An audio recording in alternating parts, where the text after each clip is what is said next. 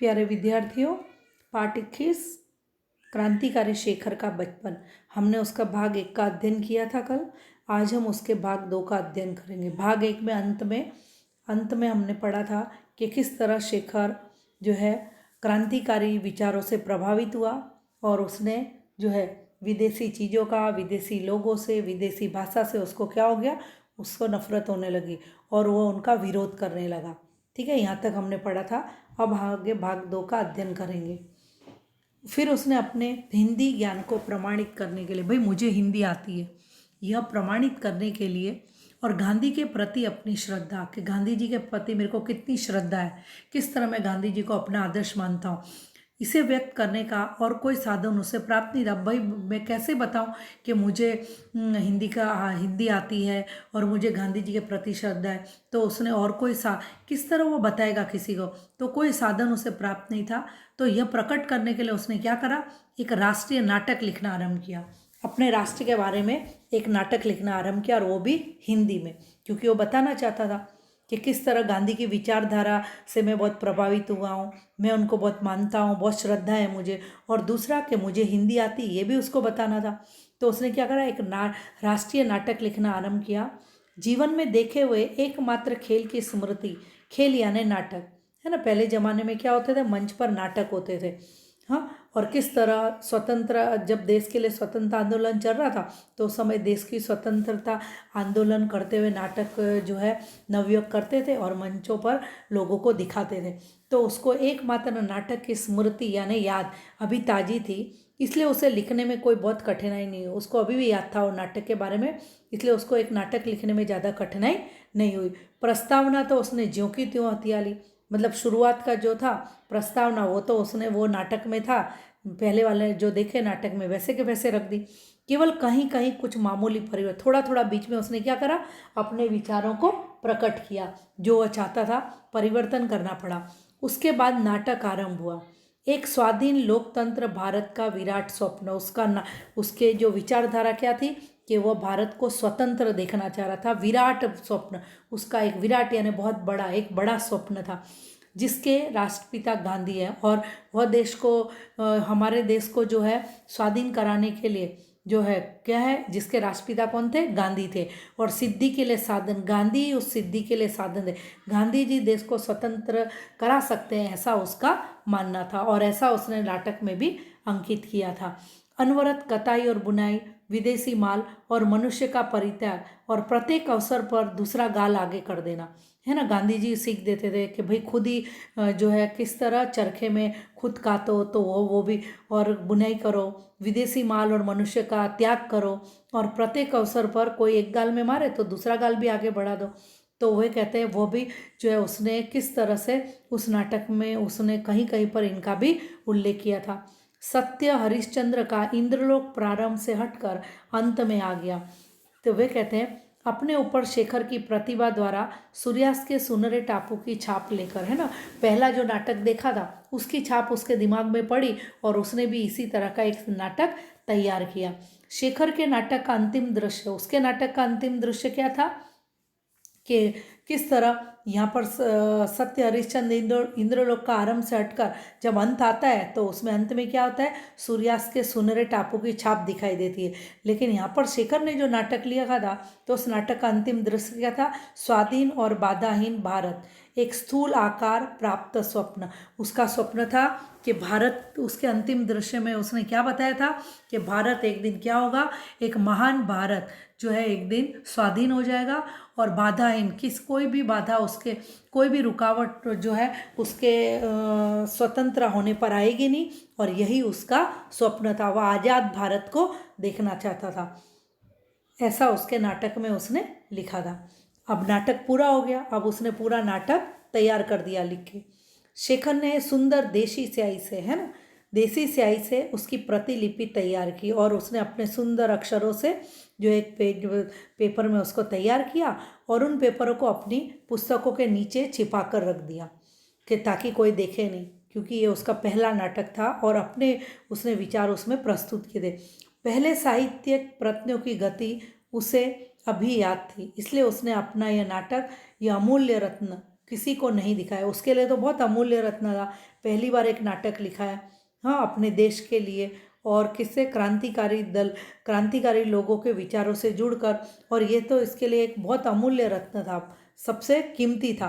किसी को नहीं दिखाया, सरस्वती को भी नहीं, उसकी जो बहन थी जिससे वो सारी बातें शेयर करता था, उसको भी उसने नहीं दिखाया।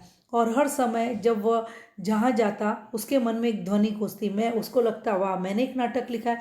और जहाँ भी जाता तो मैं शेखर हूँ, एक अपूर्व नाटक का लेखक शेखर, उसको लगा वाह मैं तो लेखक बन गया और मैंने इतना अच्छा, जबकि उसने किसी को बताया नहीं था, लेकिन खुद ही खुश होता था कि मैंने एक जो है नाटक खुद लिखा है और मैं एक लेखक हूँ। और मैंने अकेले ही बिना किसी की और वो कहते मैंने किसी की मदद भी ली नहीं, किसी की सहायता भी नहीं ली, कि अपने हाथों से उसका एक नाटक का निर्माण किया। स्वाधीन बाधाहीन भारत के उस चित्र का, मैंने यहाँ पर देखो भारत का नक्शा दिया है कि किस तरह स्वाधीन और किसी भी बाधाहीन, कोई बाधा उसके रास्ते में आनी नहीं चाहिए, देश के रास्ते में, और हमारा देश एक दिन स्वाधीन बनेगा, उसका चित्र उसके जो दिमाग में था वही उसने अपने नाटक में वह लिख दिया।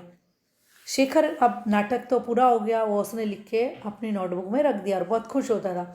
अब दूसरी एक घटना है कि एक दिन शेखर के पिता एक दिन दौरे पर जा रहे थे और शेखर साथ था। दौरे यानी कभी कभी ऑफिस काम से जाते हैं ना दूसरी जगह निरीक्षण करने के लिए, तो वे कहते वो दौरे पर जा रहे थे और शेखर उनके साथ था, वो शेखर को भी ले गए।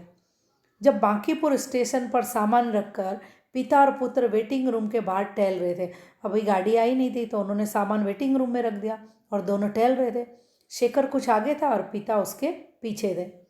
पास से एक लड़का है, इतने में नज़दीक से एक लड़का आया और शेखर की ओर उन्मुख होकर सामने आकर अंग्रेजी में बोला तुम्हारा नाम क्या है। उसने अंग्रेजी में बोला भाई तुम्हारा नाम क्या है। शेखर ने पहले सिर से पैर तक उसको देखा पूरा, वो लड़के को। लड़का एक अच्छा सा सूट पहने था, सिर पर अंग्रेजी टोपी, और उसके स्वर में अहंकार, यानी वो अंग्रेजी बोल रहा है तो उसको बड़ा घमंड था, अहंकार था। शायद वो अपने अंग्रेजी ज्ञान का परिचय देना, और इस तरह तुम्हारा नाम क्या अंग्रेजी में पूछकर वो बताना चाहता था कि मेरा अंग्रेजी का ज्ञान कितना है, परिचय देना चाहता था।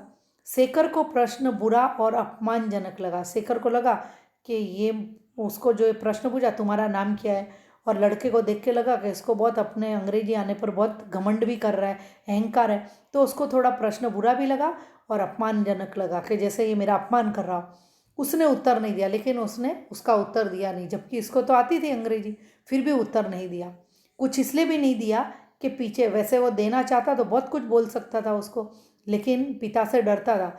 लेकिन पीछे पिता थे और पिता की उपस्थिति में बात करने में वह झिझकता था। पिता के सामने बात करने में, पिता के सामने ज़्यादा बोलता नहीं था, वो झिझकता था, थोड़ा डरता था। नहीं तो उसको लगा अभी मैं इसको बहुत सारा जवाब दे सकता हूँ, लेकिन पिता उसके पीछे खड़े थे इसलिए वह जवाब नहीं दे पाया।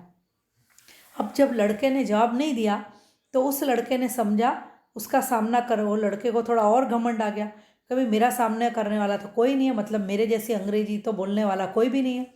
वह लड़का शायद अंग्रेजी जानता ही नहीं, उसको लगा कि ये लड़का अंग्रेजी नहीं जानता है इसलिए जवाब नहीं दे रहा है। उसने तनिक और रौब में कहा, फिर उसको और थोड़ा अहंकार आ गया, घमंड आ गया। उसने कहा माई नेम इज़, जो भी उसका नाम हो वो बोला। Do you go to school, उसने पूछा मेरा नाम ये है, और फिर दूसरा क्या पूछा कि क्या तुम स्कूल में पढ़ते हो। शेखर के पिता वहाँ न होते, शेखर को लगा अगर मेरे पिता यहाँ पर नहीं होते ना तो इस प्रश्न का उत्तर चाहे न देता पर हिंदी में कुछ उत्तर अवश्य देता मैं इसको, क्योंकि उसने तो अंग्रेजी बोलना छोड़ दिया था, और उसने बोला मैं इसको हिंदी में ही उत्तर देता पर बहुत अच्छा उत्तर देता, लेकिन पिता के डर के कारण वो उसको उत्तर नहीं दे पाया। उसके मन में यह संदेह उठ भी रहा था कि वह लड़का शायद कोई पाठ ही दोहरा रहा है, अंग्रेजी उतनी जानता नहीं। पर उसने घृणा से उस लड़के की ओर देखा और कोई उत्तर नहीं दिया। उसने भी नफरत से वो लड़के की ओर देखा पर उत्तर नहीं दिया, पिता के डर के मारे। अब पिता ये सब देख रहे थे कि वो लड़का उसको पूछ रहा है अंग्रेजी में और ये तो जवाब ही नहीं दे रहा है, और पिता ऐसा चाहते थे कि मेरे लड़के को अंग्रेजी आती है, ये वो सामने वाले को पता चलना चाहिए। पिता ने क्रुद्ध स्वर में कहा, शायद उस लड़के को जताने के लिए कि मेरा लड़का अंग्रेजी, पिता को थोड़ा गुस्सा आया कि भाई मेरे लड़के को अंग्रेजी आती है फिर भी इसने जवाब नहीं दिया, और शायद उस लड़के को भी वो बताना चाहते थे कि भाई मेरे लड़के को भी अंग्रेजी आती है, मेरा लड़का अंग्रेजी जानता है। फिर उन्होंने उसको अपने बेटे को बोला भाई जवाब क्यों नहीं देते, कि भाई जवाब दो, ये जो पूछ रहा है। शेखर और भी चिढ़ गया। अब तो उसके पापा ने जब उसको गुस्से में बोला कि इसको जवाब दो, तो और चिढ़ गया और भी चुप हो गया। अब तो वह बिल्कुल ही चुप हो गया। वह लड़का मुस्कुराकर आगे बढ़ गया और लड़के ने तो जब इसे जवाब नहीं दिया तो लड़का मुस्कुराकर आगे बढ़ गया। पिता ने कहा, इधर आओ। उसको बुलाया। शेखर उनके पीछे पीछे वेटिंग रूम में, उसको वेटिंग रूम में शायद डांटने के लिए ले जा रहे होंगे। वेटिंग रूम में गया तो पिता ने उसका कान पकड़ कर पूछा, थोड़ा जवाब क्यों नहीं दिया, मुंह टूट गया है? वे कहते, क्यों, तुमको तो अंग्रेजी आती है और वो तुमसे पूछ रहा था तो तुमको सब आता है, फिर तुमने जवाब क्यों नहीं दिया? क्या तुम्हारा मुंह टूट गया था? तभी अभी और डांट पड़ती और मार खाता, तभी क्या हुआ, ट्रेन आ गई। और शेखर अभी पिता को कुछ उत्तर देने से या उत्तर न देने की गुस्ताखी करने से बच गया। वो वैसे अपने पिता को भी कोई उत्तर नहीं देता, पर उसको लगा चलो ट्रेन आ गई तो मैं बच गया, अब ज़्यादा मुझे पूछेंगे नहीं। फिर दूसरे दिन जब वह घर पहुँचे तो दूसरे दिन घर में पिता ने उसकी माँ से कहा, हमारे लड़के सब बुद्धू हैं। पिता ने कहा, उसकी माँ को बोला कि भाई ये सब बुद्धू हैं, किसी के सामने तो बोल नहीं निकलता। और शेखर ने सुन लिया। शेखर बेचारा चुपचाप सुन लिया उसने, क्योंकि वह तो जानता बहुत था लेकिन उसको उत्तर नहीं देना था, इसलिए उसने उसको उत्तर नहीं दिया। ठीक है, यहाँ पर ये कहानी पूरी हुई। और शेखर एक जीवनी उपन्यास, इसके पहले भाग में से अंश लिया गया है। तो शेखर पर क्रांतिकारी जो लोग हैं, जिन्होंने, जैसे गांधी जी, जो असहयोग आंदोलन के लिए, देश को आज़ादी करने के लिए जिन जिन लोगों को देखता था तो बचपन में उसका क्या प्रभाव पड़ा, उसका एक छोटा सा यहाँ पर घटना बताई गई है। शब्दार्थ है लगन से यानी पूरे मन से, प्रमाणित करना, साबित करना, अनवरत यानी लगातार, स्थूल यानी मोटा, दौरा यानी निरीक्षण के लिए जाना, उन्मुख होना, सामने होना, तनिक यानी जरा थोड़ा, रौब यानी प्रभाव, और गुस्ताखी यानी बेअदबी अथवा तो अशिष्टता। गृह कार्य में 5-6 वाक्यों में उत्तर लिखिए। शेखर ने नाटक लिखना कब आरंभ किया और क्यों? शेखर का चरित्र चित्रण कीजिए, यानी उसके बारे में, शेखर के बारे में लिखना है।